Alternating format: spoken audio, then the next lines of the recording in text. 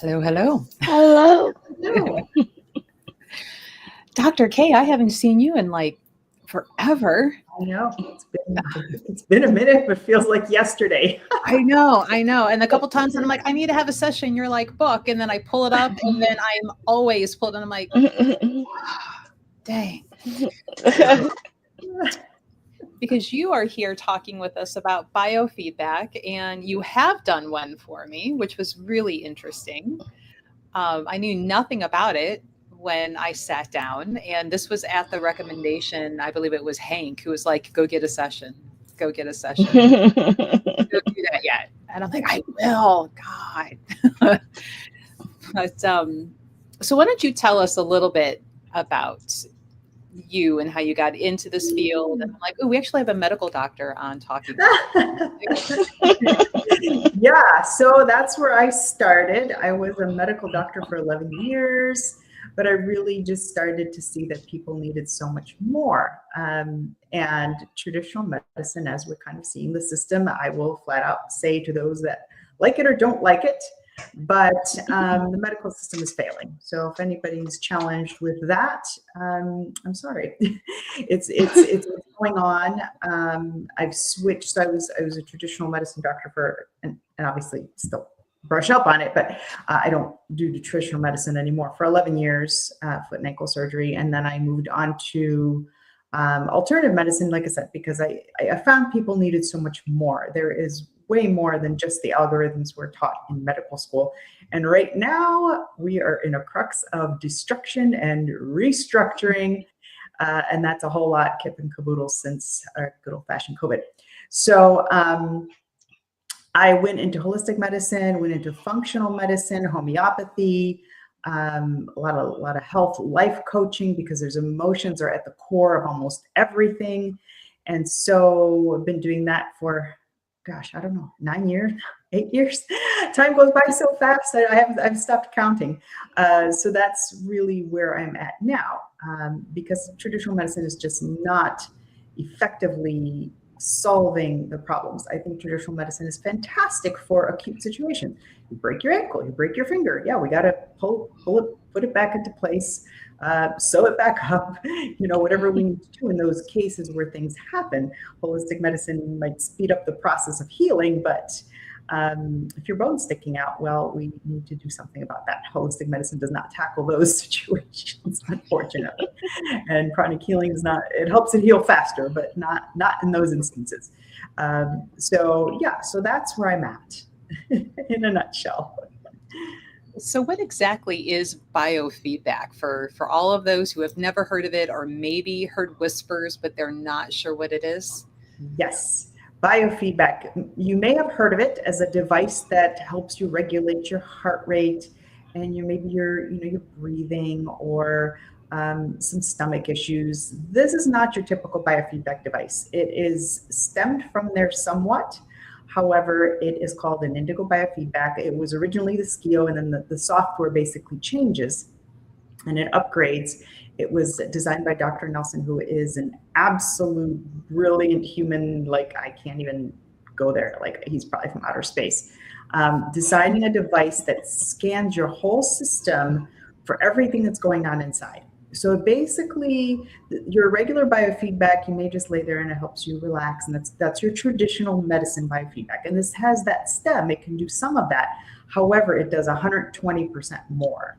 So it is a trivector device that looks into your physical, mental, emotional aspects. So it looks into what emotions you're going through. It looks into what you have. Oh, my cat's chiming in too, so you might hear her. But it looks into your biochemical aspects. So it asks the body a zillion questions all at once. And it starts to print it out not print it out, but put it up on a screen for me. And so it is then my job to decipher what a lot of those mean. What are the top 30 things that the body is screaming about?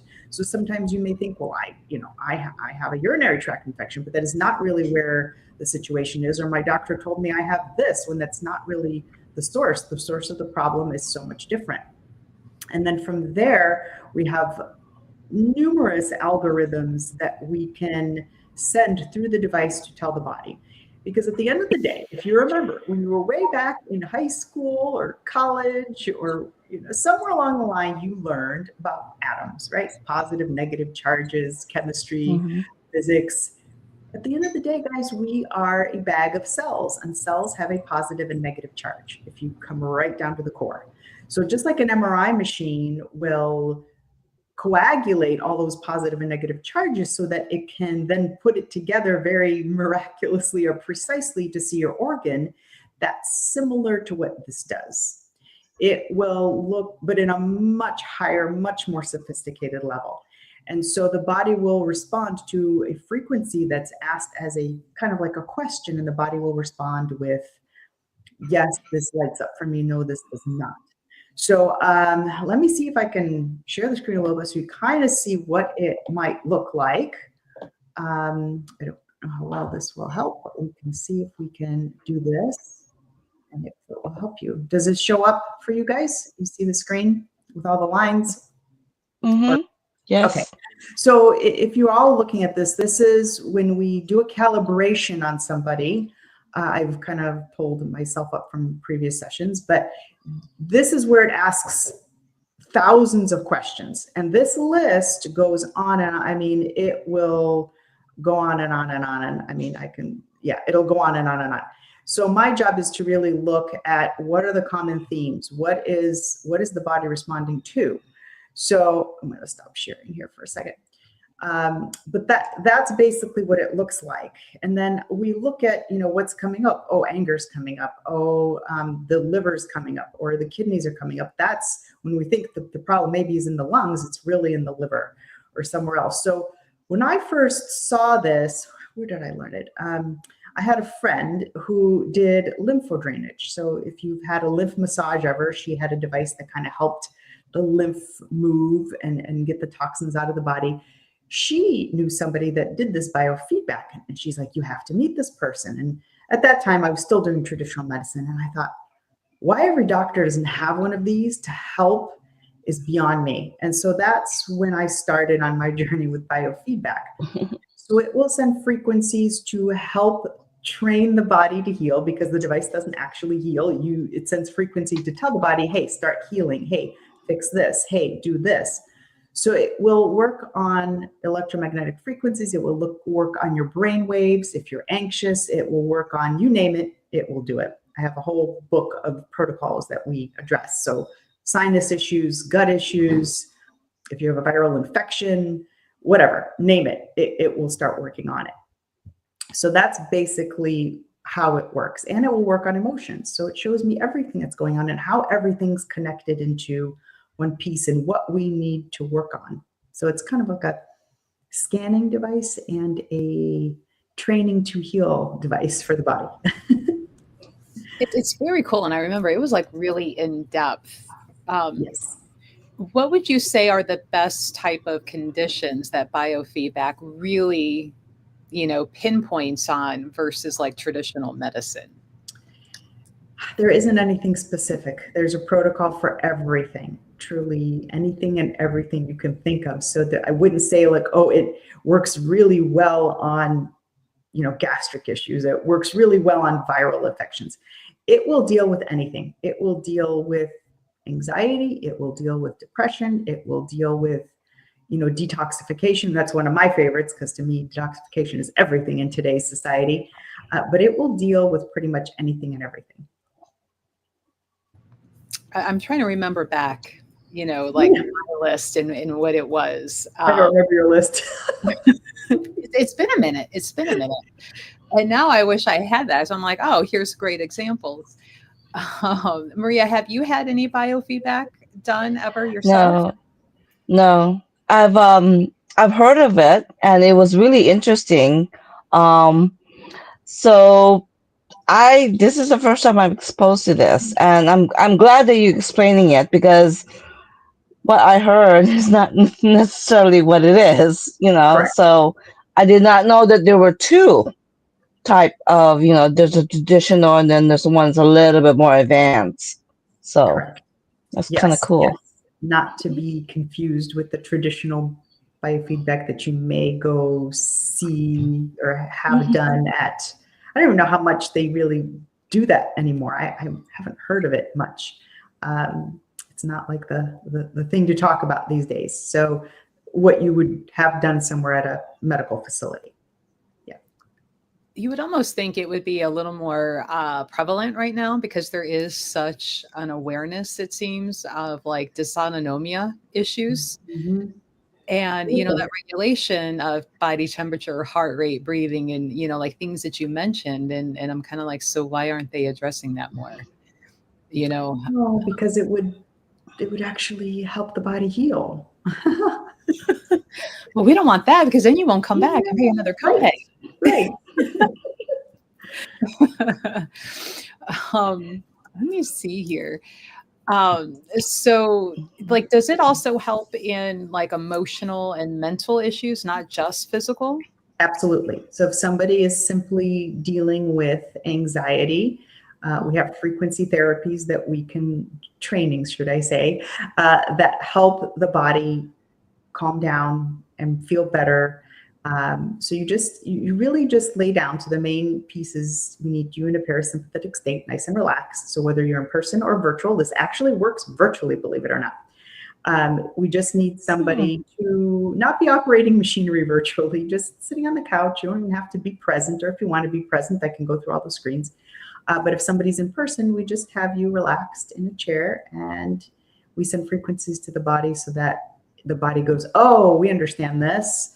And it starts to resonate it and create a different program, works on the brain waves to calm everything down. So yeah, there's multiple programs that work on multiple things. Now, when you do that, like, how long typically does the body keep that state? Is it something that it stays there for a certain amount of time and then you kind of have to go through it again to like reinforce, or?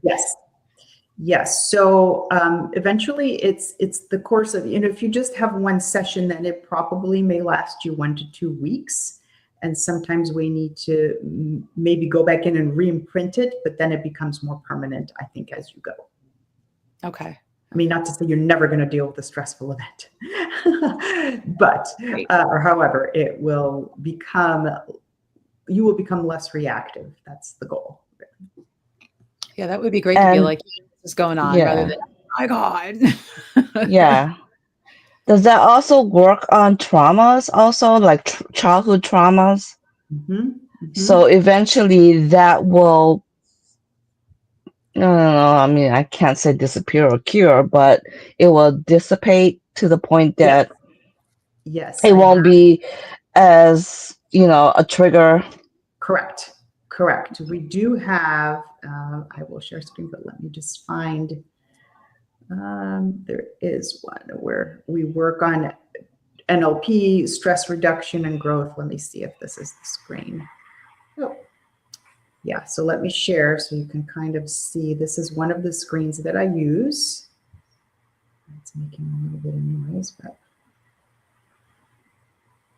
okay. So if we go here, if we go under different trainings and therapies, so it will do like obsession release, reduce worry, relaxation pulse,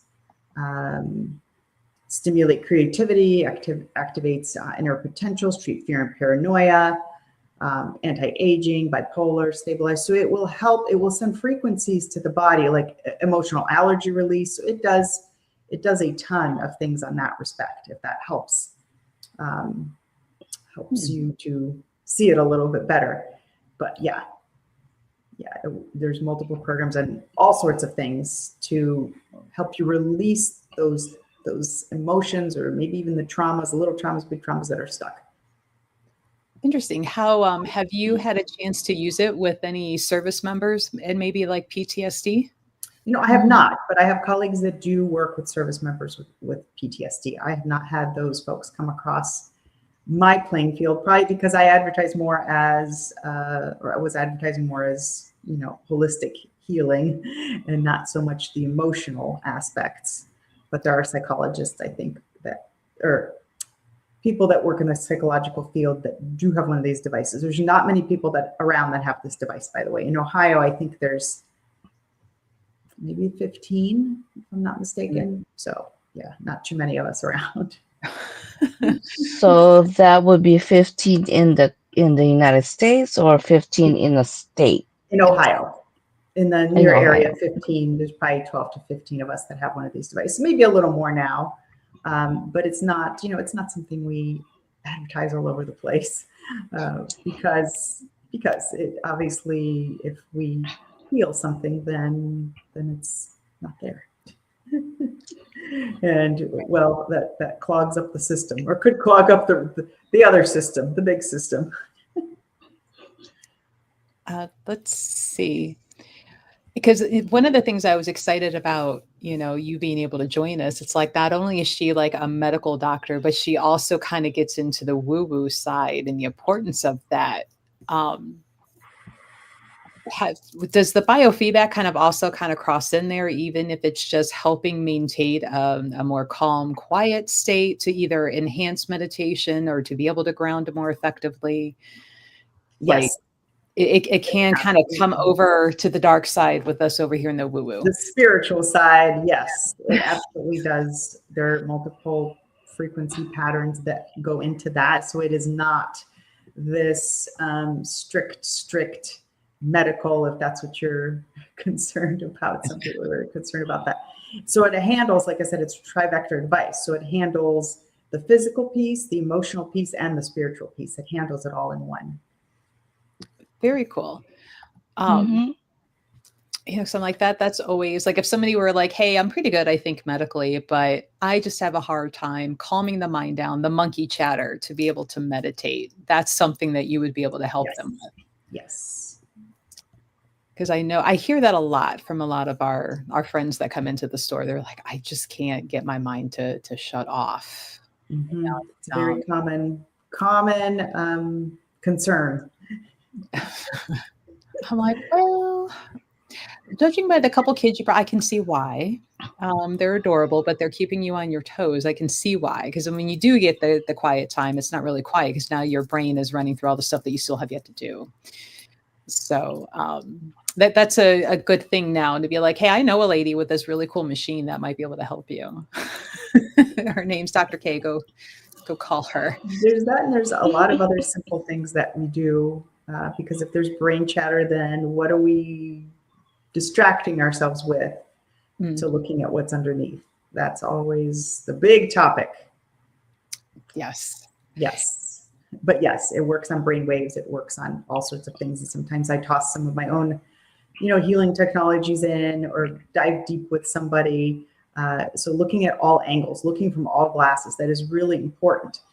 Important to mention that because it is the fact that you make things more complex if you are not nourishing your body. So if you're not sleeping, if you eat a bunch of sugar, drink a bunch of pop, all those sorts of things, it is obviously a little more challenging for the mind to quiet and clear and do those things. So you kind of have to handle both aspects. But what I like to say is handle the physical piece.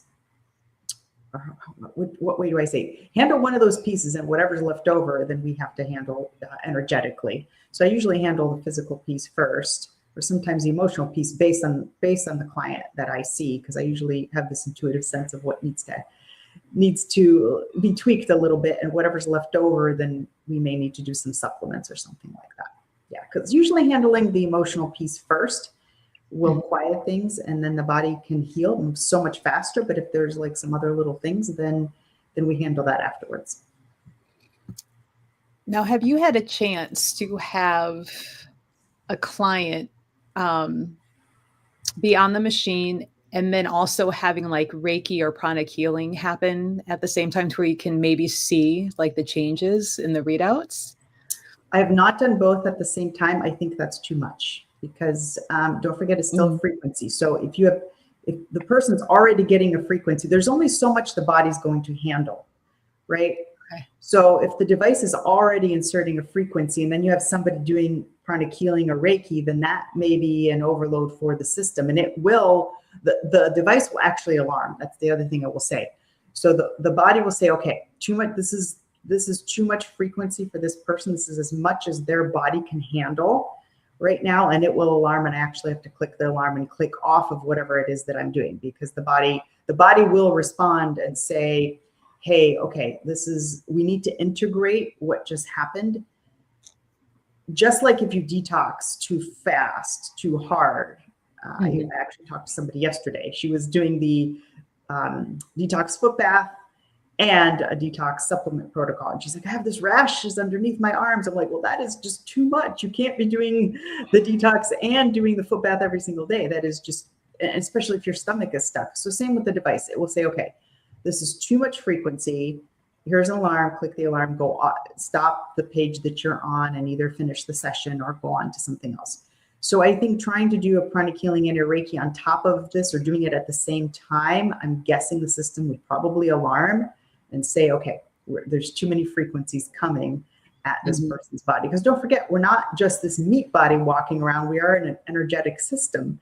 We always seem to think that it's just this body, but we know we're spiritual beings. So we do absorb those electromagnetic frequencies. The heart is an electromagnetic device, believe it or not, as much as, we have a signal that goes through the heart and that's how it beats. So if we give it too much, it may be not effective and counter-effective sometimes too. So answer your question in a lengthy way. But, yeah. So like the mental image I was getting is like, kind of like if you go overseas and they're on a whole different electrical current. And if you try to plug in, and you just like fry out the, electronics you're trying to plug in the wall because it's too much. Correct. Because otherwise I'd be like, hey, I'm sure we could run an experiment with Maria and myself and, hook one of us up and the other one do the energy work. I'm like, let's see what happens, You won't blow up, but you might not feel optimal the next day. Inquiring minds, a science experiment, all in the name of science experiment, yes. Now, are there any like home devices like this that people can try to do themselves? And if so, do you recommend them? So you can get one of these devices and learn to do it on your own and purchase them. I will say it is quite complex and takes quite a bit of training. However, the let's see, what is the Indigo device and the Qualstar Alliance that produces these devices, obviously you don't have to be a doctor to get one of these. However, you would have to undergo some training, so you would have to kind of learn to use it on your own, I think. Yeah, but it's not restricted to doctors per se. It's just a lot easier to use if you are one because you understand all the mechanisms. Otherwise, you still have to go through all the training. However, the training becomes a little bit easier if you understand the terminology. Yeah. Makes sense. I personally would not want to do that myself. I much rather come to you and be like, fix me. Fix me. Maria, what questions might you have for Dr. K? Well, the one thing that came to mind was as a person goes through the treatment, they get a little bit more comfortable with their body. Because I really feel the clients that I see that I do healings for, they're not comfortable in their body. They don't know their body. They haven't built a relationship or listened to their body. So this is another way for you to get to know your body, know what the signals are, know when you need to go and have another treatment.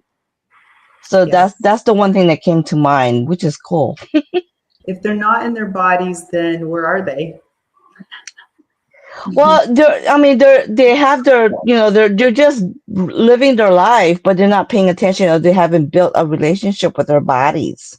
Yeah. All they know is that they got the symptoms. Oh, I don't feel good today.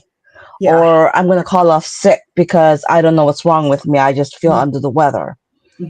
But if you get to know your body and get to know, oh, okay, I have to take care of this. I have to pay attention to this. I mean, that's the one thing I come across with a lot of people when I do healings on them, when I do the pranic healing on them. Yeah, it's gaining awareness. And people don't want the awareness, because if they have the awareness, then what will happen? There's something scary on the other side. So it's much easier to, again, this is why even though I am, level 3 pranic healer as well, but what I came across is, well, we sweep, but what's the pranic psychotherapy? We Mm-hmm. have to look at the Yeah. core of that, because I'm telling you, that's behind so many Oh, issues. yeah. So, Yes. Yeah, dealing with Yeah, that. I reach for the psychotherapy first before I do the I actual do too. physical. Yeah. Absolutely. Well, friends in the audience, feel free to comment, question, ask. We have talked Dr. K for a little while longer. Everybody's quiet. It is. Yeah, yeah. I think the weather changed today. Like it was even kind of like ho hum in the store today. And I'm like, everybody's like sheltering now, I think, at home, because here's the first full day of fall ish feeling. It's Yes. rainy, it's drizzly, it's cold, it's miserable. My body's like, ugh, we left the house. And I'm like, yeah, everybody's at home on the couch where I wish I was. Welcome to Ohio. Yeah. Are there any like limitations that people should be aware of when coming in for a session with the machine? There's no limitations. The only thing that I will say in way of that, because it's an excellent question, sometimes things will pop up on the screen like testicular cancer, and you're like, I don't have testicular cancer. What are you talking about? But then when we start asking questions, oh, my husband has it. So we actually pick up some of the energetic frequencies that the people we are around day after day after day. So maybe that's something, you're thinking about, I don't know, is he going to survive, or what treatments does he need? That becomes a little bit of your energetic frequency. So that's not a limitation. However, it may pop up in the screen and I have to ask, like, why is testicular cancer coming up for you? Oh, I'm taking care of my father and it's weighing heavily on me, and he lives with me. So those sorts of things sometimes pop up.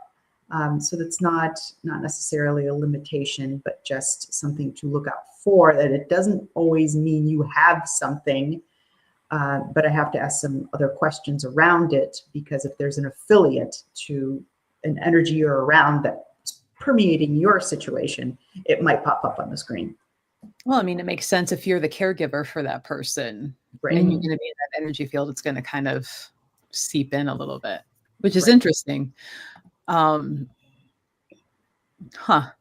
Have you been able to like help, any clients kind of like get more clear diagnoses of things that like traditional medicine is like, it's not your blood work, be gone, you're fine?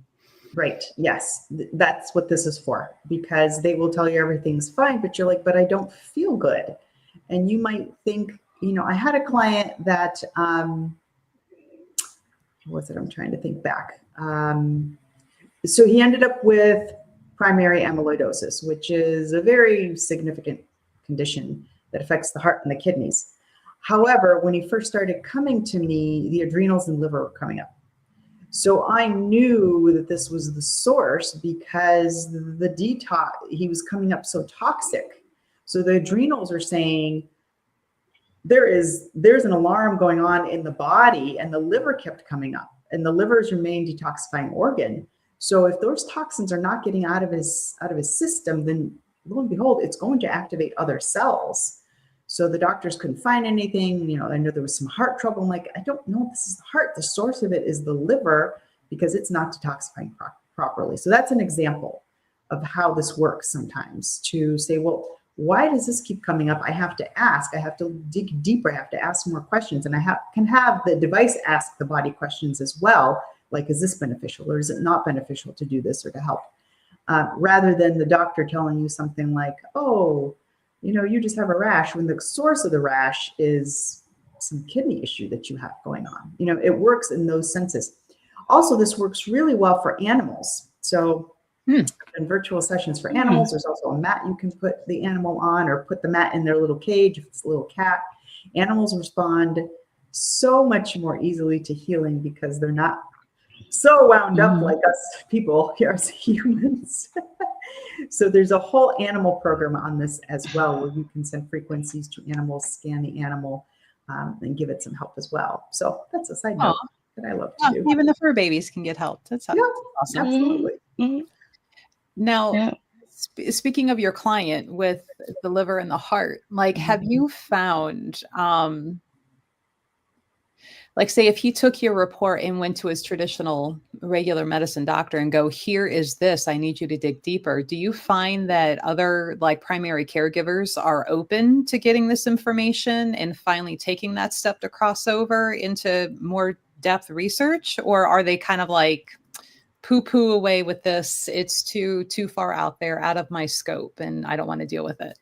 I would say probably majority of them probably out of my scope, because even functional medicine, which I can, produce a lot of tests to say there's a lot of toxicity in the body. They don't know what to do with that. They're not trained with that. They're trained, and even as a medical doctor, I'm trained with algorithms. You have heart disease where you have high blood pressure. Well, we're just going to give you 2 pills. That's what we do, without looking into what is the source of the high blood pressure? What is the source of this condition? And they don't know what to do with that. So they either are open to it and say, okay, well, I'll work with you, or they get mad because it sticks a little thorn in the ego that they don't know, they don't have an answer. So it's one of those 2 scenarios. But I haven't found any doctor there's very few. There are some that are very few that know about this device. And those obviously will work with that situation. But majority don't and wouldn't know what to do with it. So it's beyond their area of expertise. So what's your course of action then for your patient after they get your feedback and they have this understanding from you? Their traditional primary is like, sorry, not sorry, I can't do anything. Like, how do you go from there with them? Yeah, that's a challenging situation. So I say I have to, state the disclaimer, even though I am a traditional doctor and I can give some advice, I keep separate from that because I'm not your primary care. So you really have 2 choices. You kind of either take it upon yourself or we just work together. So I say the disclaimer is I'm not here to replace your primary care, and I'm not here to tell you to stop seeing your primary care. My goal is to work together and bring up some, sometimes I'll do some toxicity tests to just help the body along or help the doctor along. But it is ultimately up to the person to continue with their primary care, because I no longer, and nor would I order MRIs of the heart or MRIs of the brain. That is beyond me. So what I do is say, let's just continue working together. And if the doctor's open to it, fantastic. They'll say, yeah, continue working, or we'll talk. Or if they're like, no way, that's fine. They say, thank you for the information, but let them run the scans, because then it gives me more information as to hone in on what I might need to work with or work on, right? So if somebody says, well, you have a brain tumor, we found it on the CT scan. Well, great. Then I know what to work more with, rather than somebody coming in and saying, I don't feel good, I just have headaches. That could be a lot of things. So for me as a scientist, having the concrete evidence, I think, is very helpful. So I say, no, we're just going to keep working together, and then you can make choices with what, the medications and things that your doctor may give you. May consider something else, or seeing if they can take you off those medications. But I always work with the doctor. I'm not here to replace them. So I have to state that very clearly. That's where I'm like, ooh, that could be troublesome. And like you said, their ego, they're like, it's almost like sometimes they act like you cheated on them. Yeah. That you went somewhere else and got a different opinion, Yeah.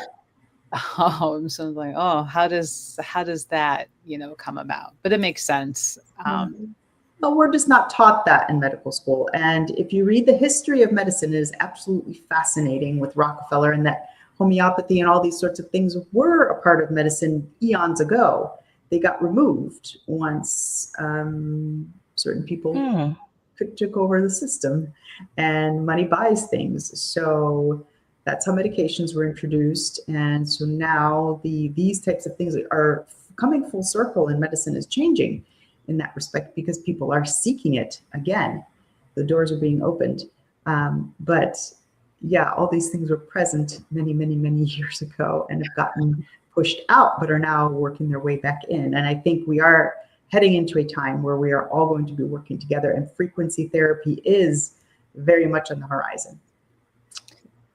Now, would you consider, like, because you just mentioned frequency, and is it similar, like what the machine does to like what sound healing might be in a way? Yes.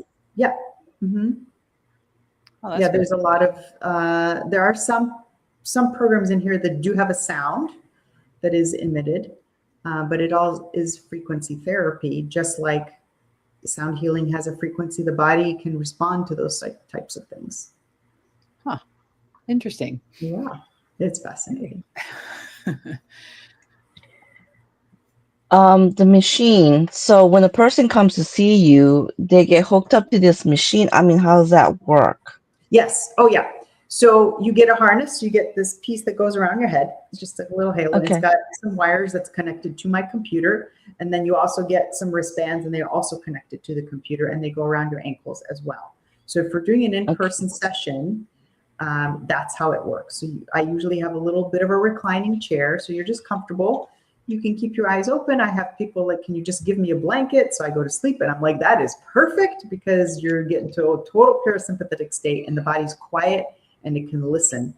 When somebody's extremely stressed, I have to bring their stress level down before I even do anything. So I send frequencies to calm the body down, because some people come in talking, and then it's amazing how when we send a few, just stress reduction little frequencies, they don't talk so much anymore. Did you just admit that you have a shut the F up button? That you it doesn't shut you up completely, but yes. I kind of want one now. Like, be quiet. Yeah, it does calm you down. So if you're very nervous, you find that you just calm down. Virtually, when I run it, I ask the person, obviously, just be reading a book, just relax. I give them the time when I'm doing it. Or if they want to be online, like we are right now, just sit on the couch and I kind of give people a little feedback, like this is coming up, or what is this? Or I just run the session, but not operating I ask that somebody's not operating a vehicle or anything like that, because it may over relax somebody if I need that to happen. So yeah, we don't want you in a bar drinking or in a club. No twerking while getting a biofeed. No, not. Got it. Well, there goes my Saturday night plan. You might fall down, and that will be catastrophic for the trip. Now, like in person, like you said, wristbands, headbands, ankle things. How does this work virtually then? Since they're not there to be on the computer, like how is the computer actually reading them then? That's such a common question. It's like, wow, how in the world is it going to do that? How does your cell phone work?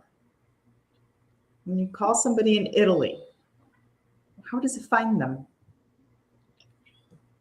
You type in a number, right? You type in your friend's phone number and it sends a signal and it knows that phone number, right? So it's the same as this, but we locate people through their birth date. So it's amazing, and it actually finds the individual. And I have had people online just like we are, and they're reading the lines and they're like, it says skin disruption. They're like, I've had a rash on my ankle for like the past month.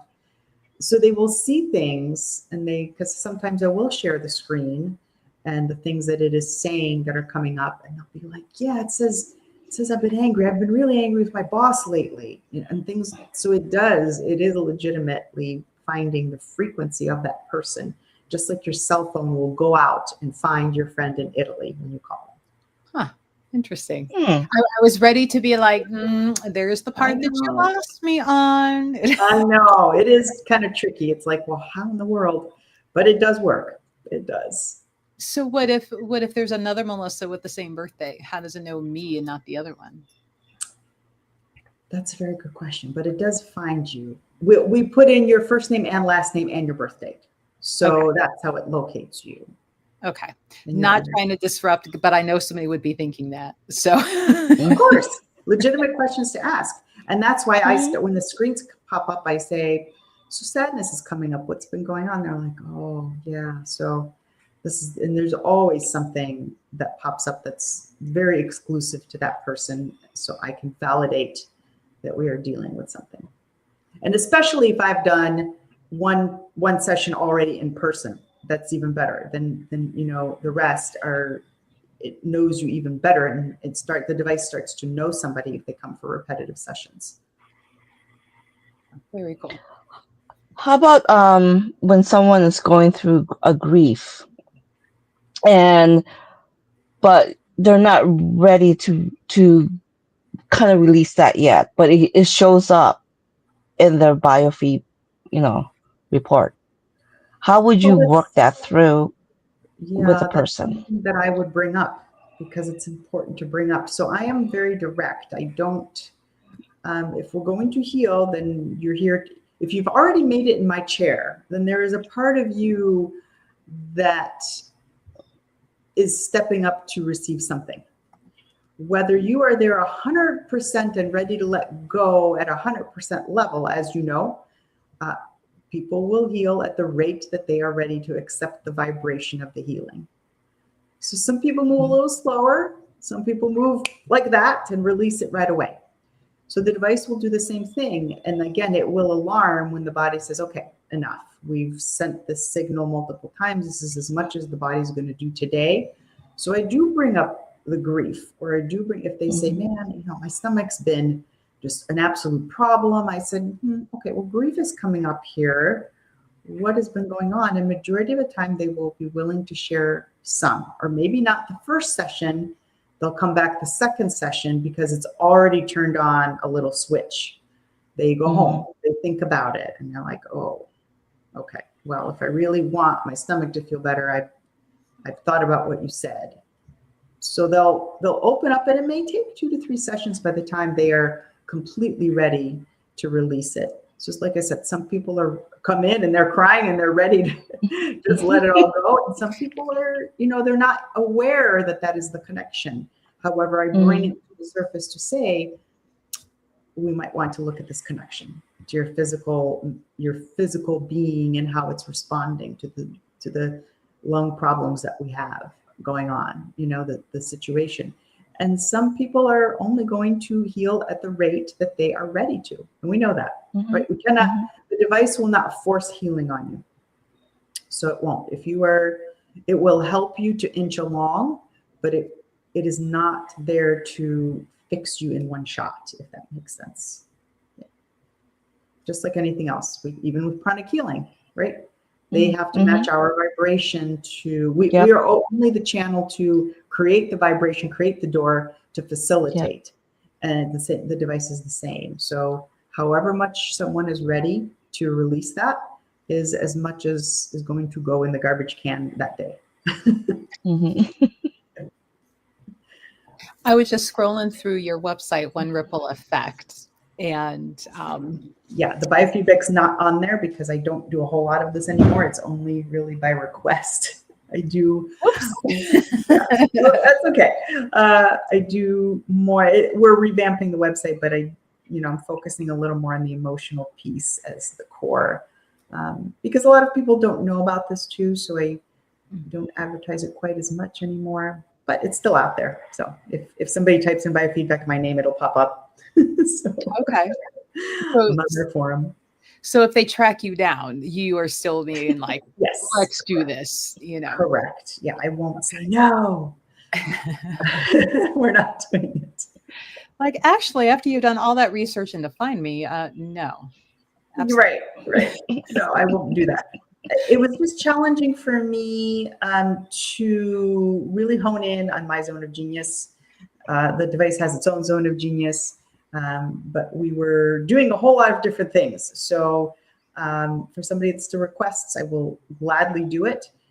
But now I do more kind of full potential ignition, should I say, to get people to really gain the awareness, because that is the key to everything. If you gain the awareness, you can heal yourself. You do heal yourself. We don't do the healing. You do the healing. Your body does the healing. We don't put the pill in your mouth. We don't, you take in the healing we give you ultimately, and you integrate it into your body. If you fold your hands and say, no way, then very little is going to come in. So I've really focused more of my energies to help people gain that awareness, because it's so important. So like, how long is a session with you, be it Biofeed Back or, your other stuff there? Sure. So a first session is 90 minutes with the Biofeed Back, because it takes me time to plug all the information in and for the device to really get to know you and everything that's going on. And sometimes, what protocol do we need to do? What is all the things that are coming up? And then we hone in on what somebody really like. I'm really having struggling with this. So it takes a little bit to figure that out. With other sessions, usually with healing sessions, 45 minutes to an hour. Okay. Yeah, we target things pretty quickly on that end because all I'm doing is bringing somebody to awareness, whereas this is a little more scientific, and I have to pull up some programs. And sometimes the body wants 45 minutes, so it decides. Also, the body will tell the device, "Hey, I want about 45 minutes of this, or I want 15 minutes of this frequency. That's as much as I need." That's the time that actually pops up on the device itself. So say it's like anti-anxiety or something. So sometimes it'll say, "Hey, I want 15 minutes. I want 45 minutes for today." So then that obviously ties up a little more time. Oh, interesting. So the machine will even tell you like, "Hey, we need this frequency for this amount of time today. Don't shortchange." Programs will do that. Yep. So that's why I have to allot 90 minutes for a very first session so that I can kind of let the device do what it needs to do and plug in all the information and let it really figure out, get an overview of the person, what they're going through, and then kind of hone in on some things. So we get some things moving. Oh, here's a good question. Hi, Crystal Cash. What exactly is Biofeed? Biofeed, well, the Biofeed Back, I think. Yeah. Yeah. Well, you may have to does everybody get a recording of this? Or it'll be up live on YouTube forever and ever as long as we have the channel, and then it'll be out as a podcast by So Crystal, in short, we kind of tackled that in the very beginning. So we're talking about an indigo biofeedback device that scans the body for issues, so to speak, of what somebody's dealing with physically, mentally, and spiritually. So for example, a lot of people come for biofeedback. It's not a traditional biofeedback device. This is I'm going to say it's way more advanced. So we were discussing, say, you're like, "I have these stomach problems and I don't know, my doctor just tells me everything's fine," but it's not fine.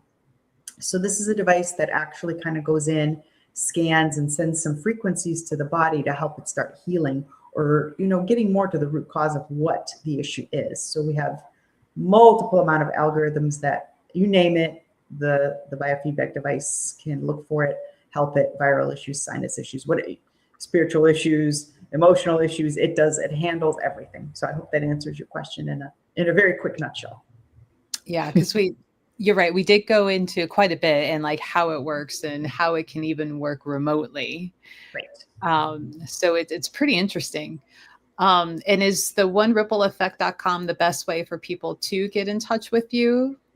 Yes, my email should be on there as well. So you're welcome to use that email. I would reach out to me via the email option there, or just email me at drk@OneRippleEffect.com. And I'm happy to chat with you if you have questions or concerns or anything at all. That is the best way. Now you are in the Cleveland area. So if any of our listeners' friends are in the Cleveland area, you can see about, even seeing, Dr. K in person and having an in-person session done. Right. And if you're out of town, that's fine too. I do all of this out of town. I've worked on people in, out of the country. During COVID, I worked on somebody. Where was he? Mexico, I think. Yeah. So. Yeah, I think COVID, like on the spiritual side, so many people were kind of wakening up. Yeah, and we still are. We're going through a lot right now. So it's a lot. So don't be alarmed with the things that are going on. You are probably restructuring. Yeah, when you don't have the distractions of having to go to work and this, that, and you're forced to be with yourself. And then that's a scary thing for people. Yeah. I, however, like myself best out of everybody out there. Like, leave me alone. I am fine. It's a great place to be. Loving yourself is key, right? But it is not. It is all about awareness and truly saying, I'm not just going to take another pill for things. I'm really going to look at why this is happening and really that can be very scary for people, because if they find out something that might be actually true, it's all about belief systems, and we create so much from belief systems. And that's what, to me, that's near and dear in the heart. You will create what we call dis-ease or chronic conditions from belief systems. I have seen it happen in so many of my clients, like every single one. I've found something. So that's my niche, is I'm able to see through that. Whether the device helps you move through that, or I help you move through that, or we do both of those things together. I always joke and I say, I can give you zillion supplements, but if you're living with your mother-in-law and you hate her at the core, then we need to work on that first. So it's not your stomach, it's not your hormones, it's something else that is driving that condition. Right. Well, if any of our friends in the audience have any, I get questions or comments, where we're kind of reaching the end of our time with Dr. K. You've had a very busy day, and I know you have more things to do. Now tonight, I have all the time in the world. But everybody's quiet, and maybe this is a little out there for people, or people are just not on tonight. Maybe you'll get a bunch of emails like in a day or two and be like, so I didn't want to ask this out loud in front of other people. And that's fine too. That is completely fine. There are always private matters like, hey, I'm dealing with such and such and such situation. Is this something that can help me? And you don't want to put that out to the public. However, know that it helps others when there's so many others that actually will say, hey, gosh, I'm dealing with the same thing, kind of, sort of. But I know I'm the quiet one sometimes too. I don't put things in the chats because I'm like, I don't want them to answer my question out loud. So feel free to email me if it's something deeper. So Crystal Cat asks, can somebody be a battery drainer? Because I seem to drain watch batteries, cell phones, and other batteries, as well as light bulbs, and seem to go out faster than other people's. And I kind of wonder, because the machine works with electrical impulses, is her body needing something and then it's pulling that frequency maybe? I don't know if the body's needing something. It can actually be that the body is more powerful. So I did have somebody that was one of Hank's friends. And I'm not going to name a name because I don't know if you know him or not, but lit up my machine off the charts. I mean, the machine, the numbers were so high because of the frequency this person carried in and of themselves. So I don't know for sure, but my guess is that could be what's going on here. If you can turn on light bulbs by yourself, then there is probably something within your electromagnetic field that is really strong enough to do that. So I don't know that you need anything. That might warrant a little further discussion. Yeah, now I would be curious if... But there are people that can do that. I know of a few, not a ton. I know of 3 that this has happened to.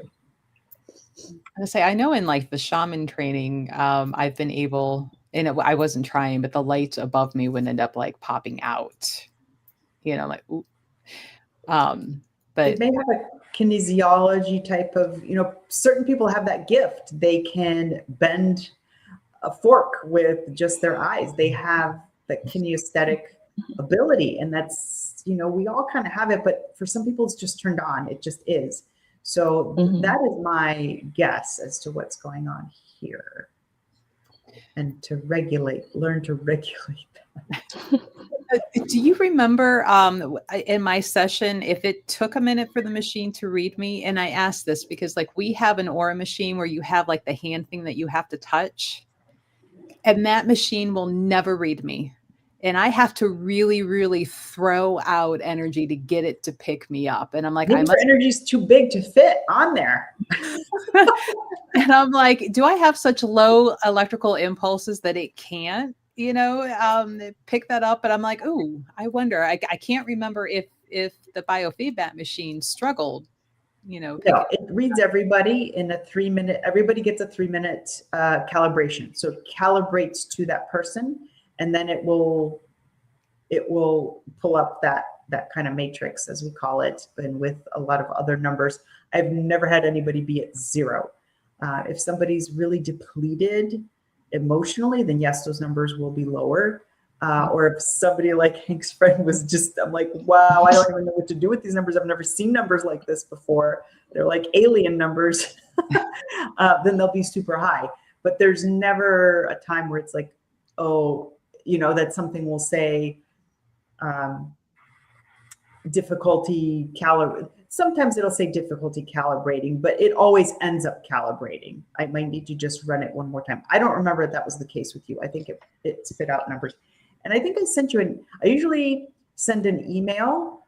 So I think I sent you an email, but that was probably like 4 years ago, 3 years ago. So I don't know if it's still in your email. It's been a minute. And now that you say that, I'm going to it might be from Dr. K at ihmohio.com. That was my old email. So see if you can find that, because I'm pretty sure I sent you an email follow-up with some findings and things to work on. Because that's usually what I do is when I work with somebody, especially with a 90-minute session, even if we just do a functional medicine session, we do a kind of a roundabout, and then I will usually send up a follow-up email saying, hey, this is what we kind of found. This is what needs to be worked on. Here's a little bit of a plan. If you want some help extra, I'm around. If not, you're on your own, kid, because some people want to do it on their own, and that's okay. Yeah, I'll have to go digging through, because right as I started, Dr. K at, nothing was popping. I'm like, I probably have those saved somewhere. If not the whole email, I'll have to go digging through. Because it's been a minute. I honestly don't remember. It may have gotten deleted. A lot of it. Well, I usually kind of hold on to that stuff, but I'm like, if I were me 4 years ago, where would I have stuck that? And Right. That's so safe that nobody can find it, including me. So where did I stash it? Knowing that some of the emails for the store, other employees have access to because they're helping pack and process orders. So I would have pulled it, stashed it, put it, and I'm like, so where did I put it? What folder is it in? Yeah. But this could also be another instance of okay, quit having the excuse of being so busy that you can't do it, and just follow through and be like, all right, Dr. K, here we go. I'm finally owning up, and I'm finally going to show up. Here we are. Because at one point I even hey, how much do you train? Because one of your side things, right? Personal trainer. Right. Yes. And I'm like, oh, I would love to get back into that. And you're like, great, here's where I train, here's this and that. And I went, yeah. And then I'm like, you need what? Hang on. And then off I went. No. It's common. It's because if you actually did that and you actually achieved your goal, what is the most scariest thing that will happen to you then? Because it's always a boredom afterwards. I already know. I can nothing to do. Oh, okay. Here we are. And now what? Okay. And we might find out something true about ourselves that we think is true, and it's really not. Right. We might find out we're not deserving when we really are, so it's those sorts of things or we might be judged, and that is just too detrimental. So we will keep reproducing these patterns. And if we don't get to breaking that spell that we're under, we will keep creating distractions. I'm too busy. Let me just load up my plate a little bit more. Oh, darn, I just sprained my ankle. Guess I'm not going to the gym now. I've seen it happen.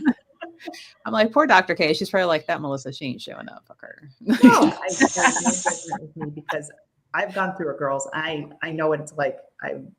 We all do it. We all do it to some greater or lesser degree. Yeah, especially in this economy, and being a business owner right now is a challenge. But you should be so proud of yourself because you've done so well. Yeah, so I'm we're still here. We're still afloat. Right. Here we go. But yeah, if you guys have any more questions for Dr. K. Another brave soul.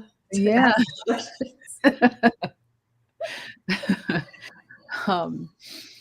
Maria, do you have any questions for Dr. K? I have just one. So I know the awareness that you are concentrating on that, and I do believe that it's also very important. Among everything else, that is what needs to happen first. So are you just going to have that machine target the emotional part of it? Or are we looking at the general? Where it's going to take? I think I'm going to use it more for general. So probably a little more on the health pieces, that somebody is just having a little challenge moving through things. if somebody comes to me, they're already at that point of, hey, I am tapped out, exhausted, burnt out, don't know why this is happening. So, why my business isn't working, why my relationships aren't working, why I keep getting sick. So I go right into the core because I'm pretty quick at that. So I work on that level. But if somebody wants some extra help or isn't ready for that, then I always toss them the device as an option, or just wants to have a scan or some relaxation pulses, because some people, it's whatever your belief system is. I think we have to look at it this way.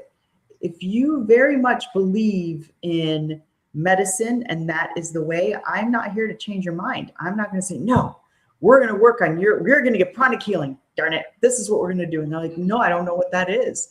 And that's why I switched a little bit to one ripple effect, because women would come to me, can you check my hormones? I have a hormone problem. I said, not so fast. It might not be a hormone problem. It might be a gut problem. Usually it's a gut and liver problem.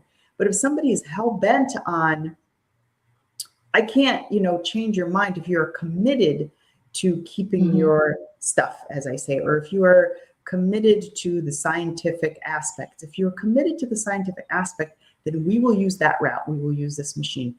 Majority of people I deal with are open to everything, but there are people that are very committed to the medical aspect, and they're like, I believe in holistic medicine, but I want the supplements, and I want this device seems to be very tangible and very, scientific. I want to use that. Well, then that's what we will use. Whatever we need to use to get to somebody to their destination is how I go about things. I think that's the better answer. Okay. I hope that helps. No, it helps. It helps because I just wanted to know where is it going to play, as because I do agree with you. The awareness right now more than ever is needed. Yeah. And there's certain things that, the device does that I obviously can't do. I can't tell you what your liver is doing exactly. I can't tell you your whole toxin level. This machine will help me with that. So it's also a little probably more cost effective in some respects, although I am such a scientist that I like to get the testing. I like to do a whole toxic burden test, because then I like to run it up against the device to make sure the device is telling me the right things. So if there's certain screens on the device that come up with high levels of toxins, I said, let's get a toxin test. Your body is really struggling. And sure enough, so far, it has always been on par. So in that respect, sometimes those toxin tests are very, very pricey, but the device can give me that information very close to, and I can run a frequency to try to help, or it can give me some suggestions as to other supplements to use that the body will actually like. So the device will I can test supplements on the device to say, hey, yes, your body likes this supplement, it will work well, or it may not. The body's not resonating well with this product. Because, we buy all sorts of products out there. We buy all sorts of vitamins. That doesn't necessarily mean those products have a frequency to them as well. So I can run those through the device, and, the body say, no, don't need this vitamin C. I know you want it, but I don't really need it. But this you do, and this works well. So I've had people do that for me as well. Like, they bring me 20 things that they're taking, and I'm like, don't take this, don't take this, don't take this. It's not resonating well with the machine. So there's various ways to use it. But yeah, for more scientific aspects, I think it's very helpful. Interesting. That's so cool. Yeah. Well, I guess since it's kind of quiet now, unless we want to get on tangents. Tangents. Anybody have tangents they'd like to get on? Something else they want to talk about? Energy-wise, feeling-wise? I will say, since you do functional medicine, I recently, within the last year, met a lady, really liked her. And at one point I joked, and I'm like, there's so many things that my body is doing that hit in certain things, or sit in certain, here's the brain fog. ailments, but won't show up in blood work, won't show up here, this, that, and the other thing. And I'm like, it's rather frustrating because I know I'm not crazy. And then I'll laugh and I'm like, that must be the alien part of this DNA. And when she looked me dead in the eye and she's like, that could be more true than you realize. And I'm like, oh, we're going to be friends. But she kind of lost me in my last visit with her a week ago. She had me do all this other testing and, was great. And when it popped up like, oh, you really need ALA. And I'm like, don't I? Like, I already know that. I'm already taking it. And it's still not enough on some of these days. I'm like, my legs are killing me. It feels like the worst leg day you ever had, but 2 days after. I'm like, that's the best I can strive. And it's still not quite right. And when she looked at me and said, well, a lot of us ladies like wearing these, leggings, but because they're not 100% cotton, it's draining the electrical out of your body. And that's why your legs hurt. And I'm like, that's the answer. And I tried to stay open-minded to it because she's like, well, you don't hurt up here. And I go, not always, but sometimes. And I go, my thought is these are the largest muscles in the body. So if you're depleted in something, you're going to feel it there first. Right. And she goes, oh, but the body, and I forget the number she was throwing out about electrical impulses and how cotton does this, linen does this, but spandex and Lyrica are only like 50, and I thought she was kind of reaching and she lost me a little bit. Okay. Is that something like that you kind of even get into, or do I need to be open more on clothing, electricity? Yes and no. I don't think the answer is single. It is multifactorial. Have you tested it though? The only way to know, I think it's very difficult to find 100%.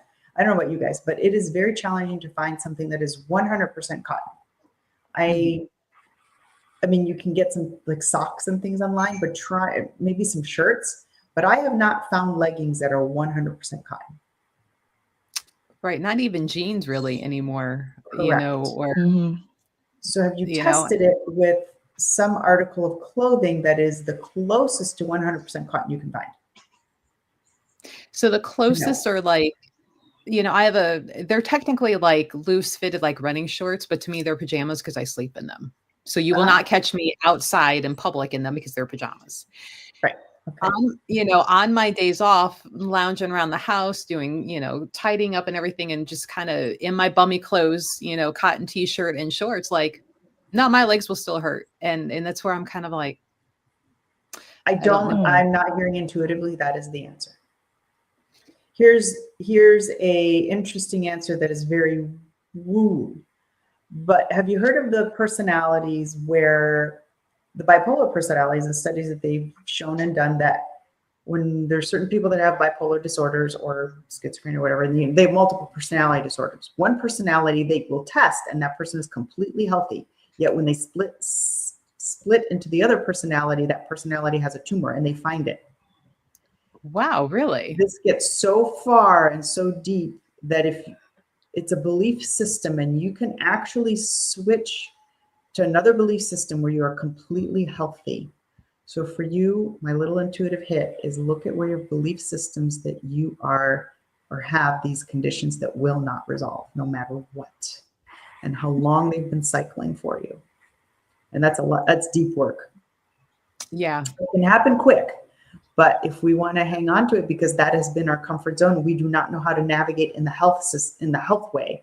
So that's why I always ask people, what is the worst thing that will happen if you actually get healthy? And a lot of us don't know how to function in that reality. This is the reality we have had for years. We know what it's like to be sick. We know how to deal with the pain. We know how to go through the struggle. We are warriors in that way. I know how to function that way. I'm comfortable. I don't know what it's like, and it seems very scary. What will I look like on the other side where I don't have any of these ailments? What will I do with myself? Mm-hmm. What the hell will I do with myself? I will have nothing to do. So I'm just going to stay here because I know this reality well. Right. So I know it's weird, but that's what I'm encountering a lot of.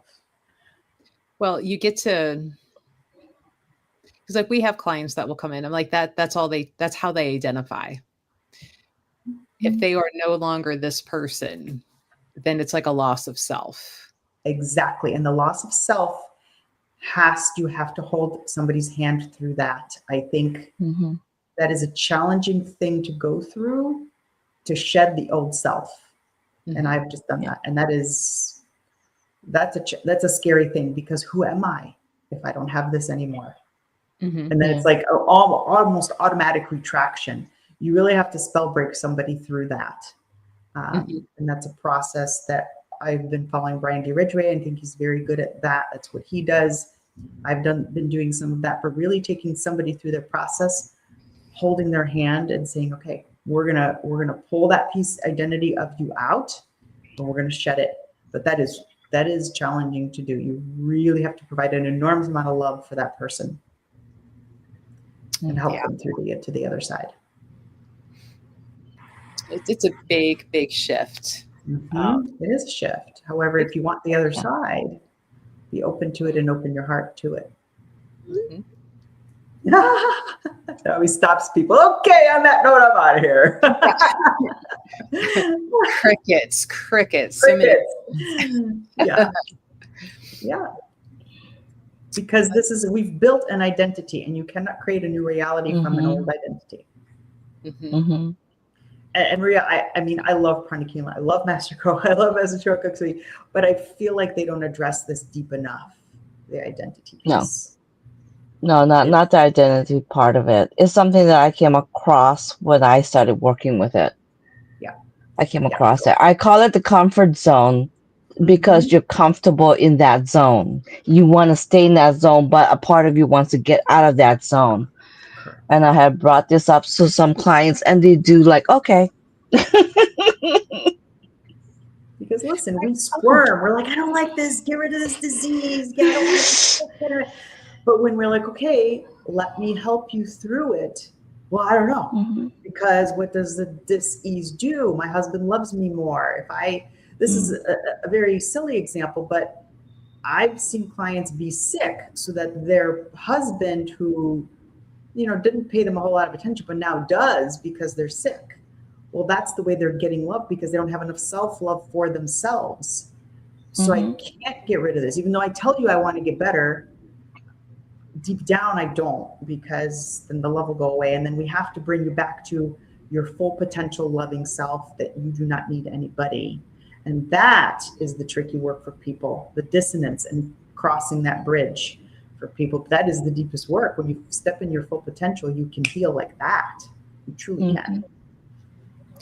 I think it's in relationships to help somebody realize they don't need someone else, because there's always been, for how many years of like that marriage partnership, I need you, you need, and like even in a past, marriage, when I'm like, I don't need you, I chose you. And the deep and emotional crap that this person, and I'm like, no, I thought I was paying you a compliment, but you took that in such a bad way that I didn't need you.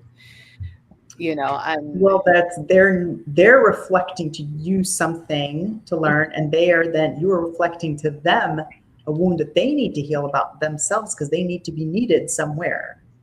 Yeah. They have not stepped into their full potential self. So they need somebody to keep pushing that button, so they're pushed to the edge to do it. Yet we could do that we could sit in that space for eons. Yeah. It's either you choose to, I give the example of you're at the edge. Have you all taken swimming? Do you swim, Melissa? I don't remember. Did you ever take swimming lessons? Oh, as a kid, I did. So remember, you're on that, you get to the diving board stage, right? You get to the edge, you're on that big, tall diving board. You got 10 kids behind you. Well, you either jump off the bridge, you either jump off the diving board and be powerful enough to do that. Or I suppose you can go backwards, and all those kids are going to be really pissed off if they got to let you down those stairs, right? Right. So, but some people will stand at the edge of that diving board for lifetimes. Yeah. And we are in a time and space now where it's safe to do a lot more than you couldn't do many, many lifetimes ago. So now's the time to move into those new spaces. And many are called to do it, but they don't know it when they hear it. So we create disease, we create all sorts of things, we create relationship problems. But yes, there's a very big difference between needing somebody and wanting somebody. Needing somebody is codependency, right? It's, I can't live without you because you complete me. You already are whole. There's nothing to complete. Right. So we create all these illusions in ourselves. So I'm here to break that illusion and help people just get into their full potential self. That's it. Right. And then from there, you create whatever you'd like, and there's no needing of anything. There's just experience. Yeah, so I'm like, I chose you. I didn't need you. I didn't, now I'm starting to second guess my choice here. This. So, but, but it had me thinking like later on and then like stepping back, looking at that whole situation and just going, there's been kind of like this thing of what relationships are supposed to look like through the years and this almost like forced codependency. And now as we're getting, more and more in our modern time and people are kind of breaking that, those that are steadfast in some of these traditional values and how they react to that. And, I'm like, that's interesting to watch, on the outside eating popcorn, watching that all play out, after extricating myself from that situation, and just, social like science experiment happening right here in front and just watching it on. Absolutely. And Hank and I did a whole series on this because marriage was created. We created marriage. There is when I studied this, you go back 8 million years ago or however long, marriage didn't exist. You had everything going. As we evolved with time and women started producing children, then we went into the forest and became hunters and gatherers. And that's how we evolved into this. And the religion got involved. And now it's it's inbred in our DNA. And there's nothing wrong with it. But again, it comes down to needing somebody. I'm not saying that you don't get married, but I think we're evolving so quickly as beings that yes, it's a collective consciousness. People stay in relationships and they are miserable and starts to affect their health and starts to affect their sanity. And why stay? Well, it's for the kids. The kids are divine beings in and of themselves. They will be fine. You guys, if we start to manage your energy, your kids will feel it and they will be fine. And I think we talked about this a long time ago, Alyssa, like creating a class for kids, because today's kids are so disconnected. They don't know how to stay grounded and remembering who they are as divine beings. And if the parents don't feed them the traumas, then they will have a completely different life. And that can be circumvented. So if you work on your energy and becoming whole, then you will tell that to your children, and then their whole trajectory of their life changes, right? So we're in those times. So I'm not saying don't get married. If you find somebody that you truly grow with, fantastic. But that may not be the case for everybody. So staying for the sake of misery so that your health gets worse and you're fighting, and then your children now are watching this, and this is what their interpretation of relationships are, they're going to carry that into their life. Why would you do that? Versus creating a amicable environment and being friends and managing your own energy. And they're like, oh, this can all be okay. And I'm completely fine. I think some people forget what it's like to be a young child into teenage years, of how perceptive you were of what your parents were really going through, and they thought you didn't know. So then the excuse of we're staying together for the sake of our children and so they can be happy, completely forgetting what that's like, and that in reality, your children are picking up and they know everything going on. Absolutely. They feel it, they hear it. Lie to them. So you're really doing more of a disservice. Absolutely. Completely agreed. So that's a lot of the work that I do now, because that's where all these little traumas happen. Somewhere in your life, when you were little, up till the age of 7, you just absorb and you create your identity in the age of 7. So if you had parents, you might have had really wonderful parents, but there's still things that happen, but maybe you didn't have good parents and they tell you you're a worthless piece of crap and you're never going to amount to anything. Well, that's the identity you start to create, and you go into your future, and then you wonder why you go to college and you can't quite get good grades because you were told you're worthless, and that's running unconsciously. So if you start to help them break those patterns, especially for the little ones that have little kids, that are still under the age of 7, you mold them completely differently. Mm-hmm. And the whole trajectory of their life is going to change. So that's the work that I love to do now. Is really get in and dissolve some of those little traumas and big traumas and I call them traumas because anytime you lost a teddy bear and your mom's like, who cares? It's just a teddy bear. And you're like, no, it's like, no, that's a little trauma to you. And you were told it doesn't matter. You were told you don't matter. And all you have to do is really hug them, let them breathe, let them process that emotion. And that's all that needs to happen. But we've carried those things into our adulthood. And then it runs like a pathology. Yeah. Sorry, I'm muting myself. My son is having a grand time gaming, and I think he's forgotten that I'm on live. So I don't know if you hear him. No. Like, are you singing? Are you yelling? What are you doing over there? Children. Speaking of children. I feel like we could do a whole other episode just on like the relationship and how that affects the energy and be it the person, the house, the community of the people living in the house, and how that really, really ripples through.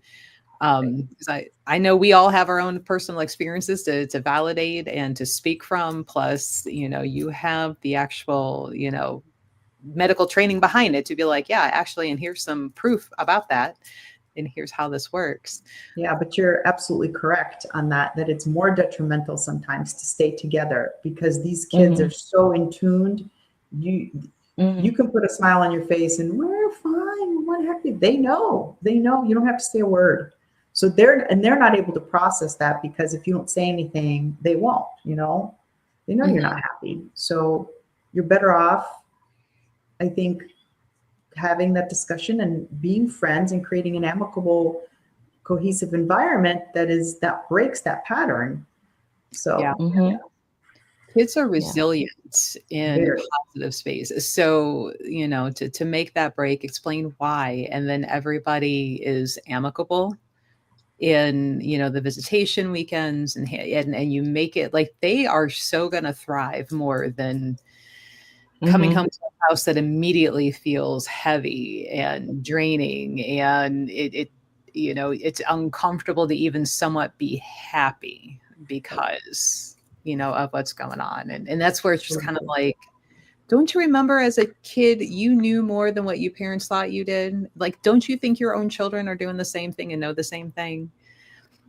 Like, they are so perceptive, and you're not fooling anybody but yourself. Absolutely. Yep. And they go to school talking about you about it. So like, just be done. They are so telling their friends your business and your fights and, Well, they have to process somehow. So they're going to talk to their friends. If they don't have anybody to process with, then either they stuff it down or they're going to talk to their friends or both. Yeah. Oh, children. They're lucky they're cute some days. That's why we keep them around.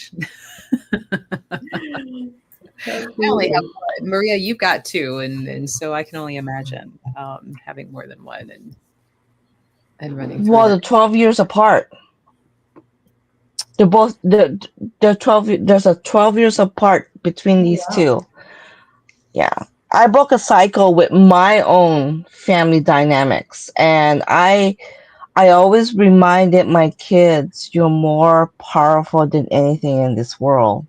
You're perfectly designed. There's nothing wrong with you. Now let's see what we can do.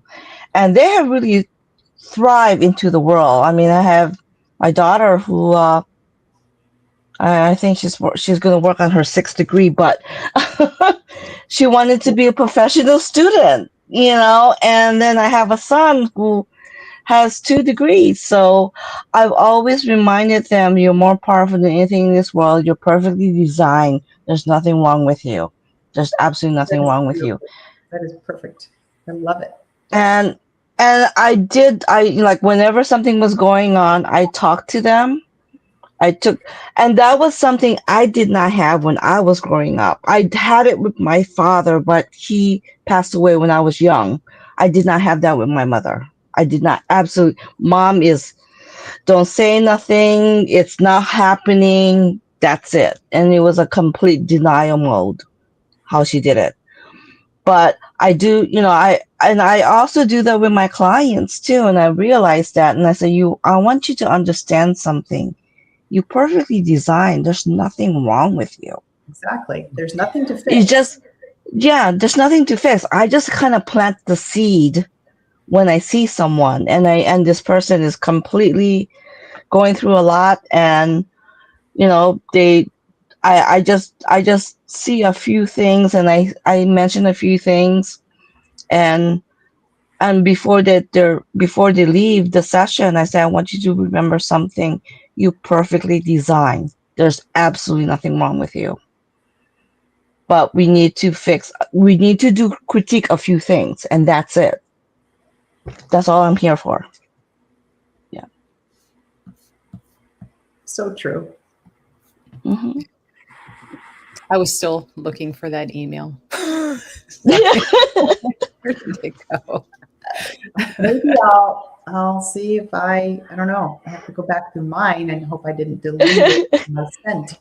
It's been a minute. And I'm like, ooh, maybe I have a Dr. K folder stash. And I'm like, but wait a minute, would that been on the other computer versus this one? Like it's in such a safe spot. And you know, we'll find it in 6 months when I'm not looking for it, because that's how it goes sometimes. That's how it works. Yeah, that's how it When you're not looking, works. that's when it pops up. Yeah.